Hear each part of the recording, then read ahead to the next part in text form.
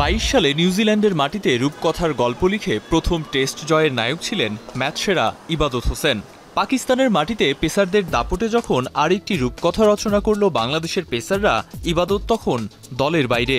গত বছর ঘরের মাঠে আফগানিস্তান সিরিজের দ্বিতীয় ম্যাচে বাঁ হাঁটুতে চোট পান ইবাদত। ১ মাসের ব্যবধানে হয় অস্ত্রোপচার।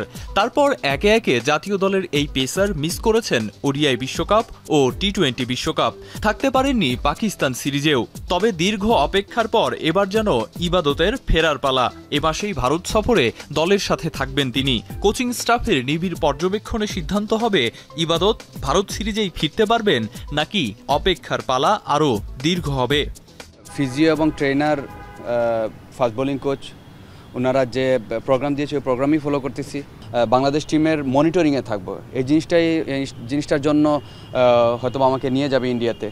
তো ওখানে গিয়ে যাওয়ার পর আমার ফিটনেসের ব্যাপারটা ওনারা মেজারমেন্ট করবে যে কতটুকু ফিট এনাফ আমি। যদি এরকম মনে হয় দেন ওনারা হয়তো বা ডিসিশন নিবে management.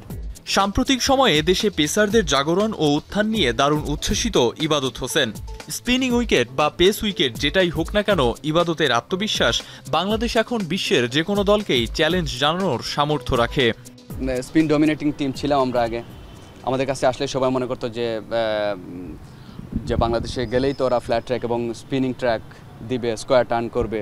We have man 152 at this moment. So এখন আমাদের ফাস্ট বোলিং ডিপার্টমেন্ট যে পরিমাণে এখন ইমপ্রুভ করছে আলহামদুলিল্লাহ। এখন যে কেউ, আমরা যে ওয়ার্ল্ডের যে কোনো দেশেই যাই, সবাই অ্যাটলিস্ট উইকেটটা বানাইতে গেলে একটু চিন্তা করবে।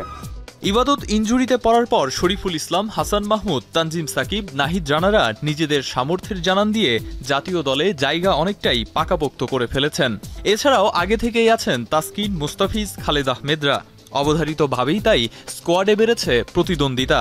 চ্যালেঞ্জ হবে তবু এই ইতিবাচক প্রতিদ্বন্দ্বিতার মাঝেই প্রতিনিয়ত নিজেকে ছাড়িয়ে যাবার অনুপ্রেরণা খোঁজেন ইবাদত। অনেক হেলদি একটা কম্পিটিশন মনে হয়। আমি চাইও যে আমাদের এইরকম ফাস্ট বোলার আরও 7টা থাকবে। সো মানে তখন কি হবে, আমার নিজের তাগিদ থাকবে যে আমি আরও ভালো করতে হবে। সেরা ছন্দে থেকেও ইনজুরি ধাক্কায় আড়ালে চলে গিয়েছিলেন, তবে হারিয়ে যাবার পাত্র নন তিনি। ইবাদতের কথাতেই মিলল সেই আত্মবিশ্বাস। ইবাদত ফিরবেন কারণ দেশের হয়ে এখনও যে অনেক গল্প লেখা বাকি তার। আরিফুল ইসলাম সাহাব, এখন, ঢাকা। 250টিরও বেশি ডিজাইন অপশন নিয়ে ওয়ালটন স্মার্ট ফ্রিজ, বোঝে আপনার প্রয়োজন।